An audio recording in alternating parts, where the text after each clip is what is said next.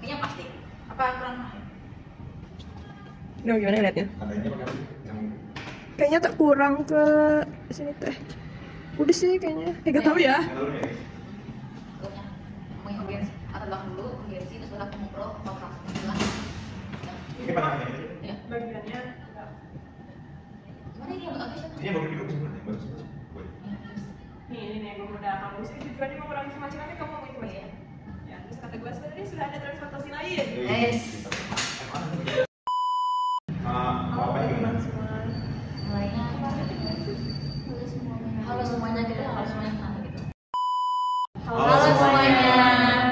Jadi di sini kita dari kelompok etika administrasi publik akan membahas tentang salah satu pengabaian kepentingan publik, di mana kami di sini akan membahas tentang pengabaian kepentingan publik dengan judul WUS membuang-buang anggaran atau hanya cocok untuk orang-orang kalangan atas saja.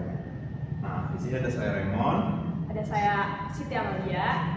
Ada aku Dela Vita. Dan aku Nora Aulia.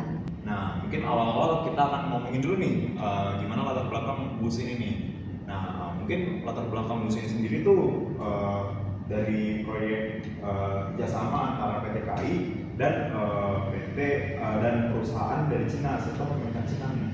Nah, memang kerjasama ini tuh biayanya gede ya, dan termasuk salah satu yang paling pertama di dunia loh kereta cepat selain kereta Shinkansen di Jepang. Memang sepenting apa sih WUS ini? Kalau untuk urgensinya kenapa ini ada ya? Pertamanya kan karena masalah kemacetan yang nggak pernah bener-bener bisa ituin. Nah, salah satu solusi yang pemerintah adain itu tuh dengan ya ini keretanya WUS. Jadi adanya kereta WUS ini biar kemacetan yang sering dan selalu terjadi tiap weekday, weekend itu bisa ditangani. Tapi kalau ngomongin masalah kemacetan, transportasi lain itu sudah ada kayak kereta api komersial yang lainnya, di mana harganya bisa lebih murah dibandingkan kereta WUS ini. Jangan lupa loh, kalau yang beda juga Jakarta Bandung cuma 2 jam doang, bahkan kurang. Tapi ya dilihat dari segi lingkungannya itu lebih ramah bus daripada kayak bis atau kereta lainnya gitu, soalnya juga dari listrik kan. Terus Jadinya kan apa ya, cepetnya dapet, terus juga lingkungannya dapet. Ini jelas positif kan untuk kita.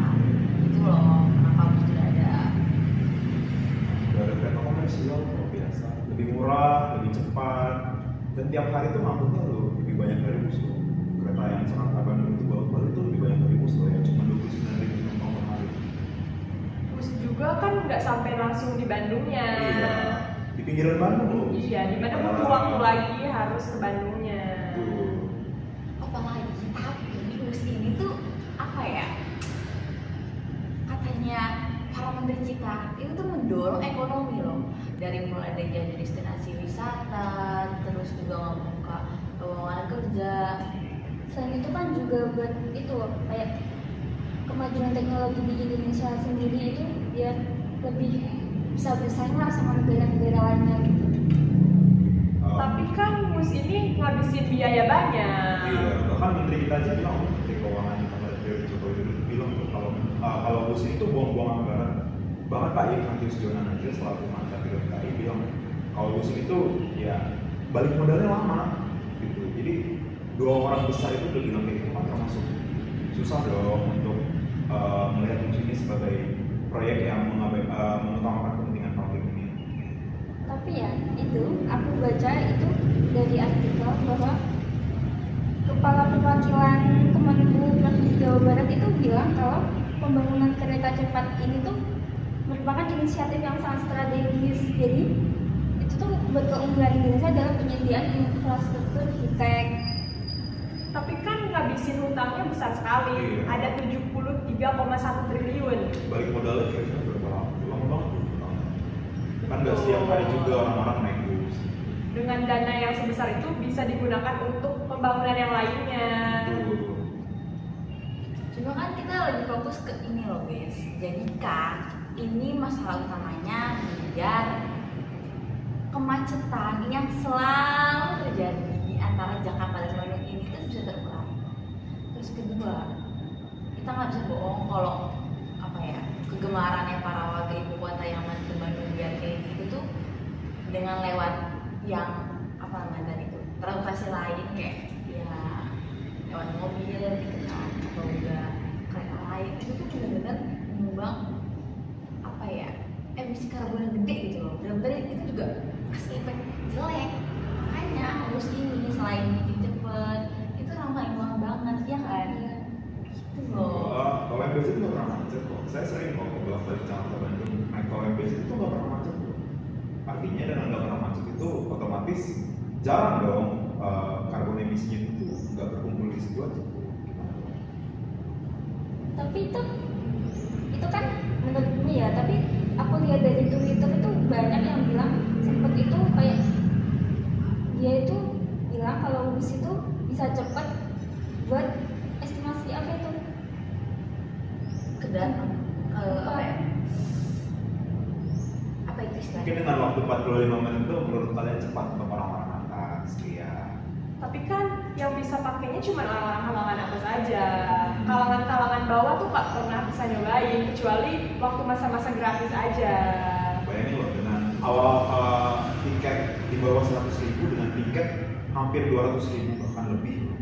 Itu kan perbandingannya jauh tuh. Dia bisa pulang pergi, tapi dia bisa sekali pergi tapi cepat gitu. Jadi kayak apa ya? Program ini tuh overpriced gitu. Untuk kalangan masyarakat bawah itu jadi nggak bisa nikmatin gimana dong?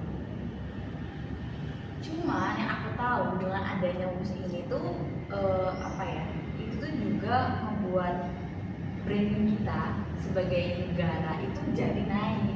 Karena setahu itu bus ini tuh kereta cepat pertama yang ada di Asia Tenggara, di mana negara-negara tetangga kita tuh pada mau gitu loh. Dan kita berhasil.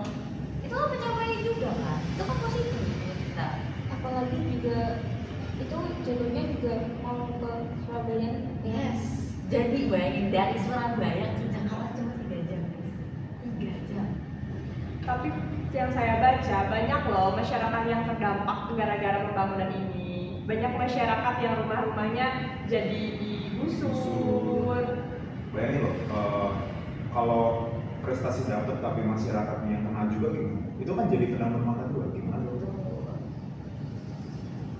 Selama itu sesuai prosedur, pikir itu masih tahap wajar nggak sih?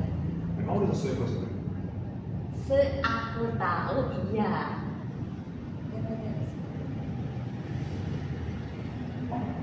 Tapi tetap aja dengan harga segitu, dengan di Jakarta Bandung yang harga jadi angka 200-an, gimana Jakarta Surabaya mungkin jutaan kan? Ada kereta lain juga yang harganya jutaan atau lebih nyaman. Gimana? Kalau lebih nyaman itu menurutku lebih nyamanan bus ya daripada kereta lain. Kereta eksekutif banyak loh yang lebih nyaman. Dari fasilitas yang disediakan oleh bus itu seperti wifi-nya, terus juga kualitas bangkunya yang jauh lebih bagus, itu tuh worth it loh. Apalagi estimasi waktunya itu bener-bener cepat. Tapi kan nggak nyampe Bandung juga. Perpanjang kali itu betul-betul. Dia nggak benar-benar sampai di Bandung. Dia cuma di pinggiran Bandung kayak Padalarang, Tegaluar, nggak pas di Bandung. Jadi kalau mau ke Bandung lagi, entah naik bus lagi atau naik KRL pasti lebih susah lagi kan. Nambah biaya lagi. Jadi kayak nggak beda jauh sebenarnya dengan kereta biasa. Itu gimana dong? Sama dong, mengabaikan dong dengan masyarakat. Nggak benar-benar di Bandung.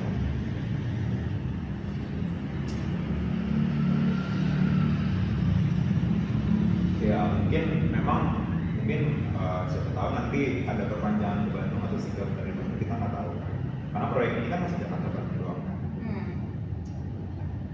Berarti proyek ini tetap mengabaikan dong kepentingan publik. Kalau dari yang kita omongin tadi emang jelas itu kesannya walaupun banyak positifnya ya, ternyata tetap ada pengabaian publik.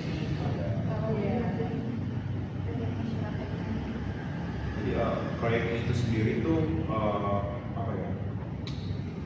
punya banyak kontroversi lah dalam pelaksanaan. Jadi setiap kebijakan pasti ada kontroversinya. Ada bagian yang pro, ada bagian yang kontra. Nah, proyek ini sendiri itu mungkin awal kayak yang aku bilang memperkirakannya itu anggarannya itu sampai 76 triliun, namun enggak bengkak lagi gitu kan. Jadi pasti utama lagi. Jadi sebenarnya banyak proyek lain yang bisa diambil yang mengutamakan masyarakat daripada proyek ini dulu. Jadi proyek itu kita anggap termasuk mengabaikan kepentingan publik dari sisi ekonomi, dari sisi perhubungan, dari sisi masyarakat. Jadi banyak masyarakat yang tidak bisa menikmati juga begitu. Iya. Ada tambahan? Kalau dari aku, dari apa yang kita omongin ya, emang benar musik ini ternyata mengabaikan publik. Dilihat dari beberapa dampak negatif yang masyarakat lakukan. Padahal sebenarnya ini pun dibangun untuk mereka. Jadi kalau menurut aku seharusnya pemerintah lebih bisa Lebih aware ke masyarakat sebenarnya apa yang mereka butuhin. Juga lebih ke apa sih, kayak lebih ke dilihat dulu itu kebutuhan penting masyarakat itu butuhnya yang lebih urgent gitu, kayaknya musik juga nggak terlalu urgent juga. nggak terlalu Nggak terlalu. nggak dipakai setiap hari juga kan. Iya, betul. Hanya untuk kalangan-kalangan tertentu Iya. saja yang bisa Kalangan memakai atas lah setiap istilahnya. hari gitu ya. Jadi kita ambil kesimpulan bahwa busin itu benar mengabaikan kepentingan Publik. Nah, mungkin itu saja nih yang bisa kita bahas nih sebagai kelompok etika administrasi publik dengan subtema mengabaikan kepentingan publik. Nah, saya Raymond dan teman-teman saya undur diri. Wassalamualaikum warahmatullahi wabarakatuh. Dadah. Dadah.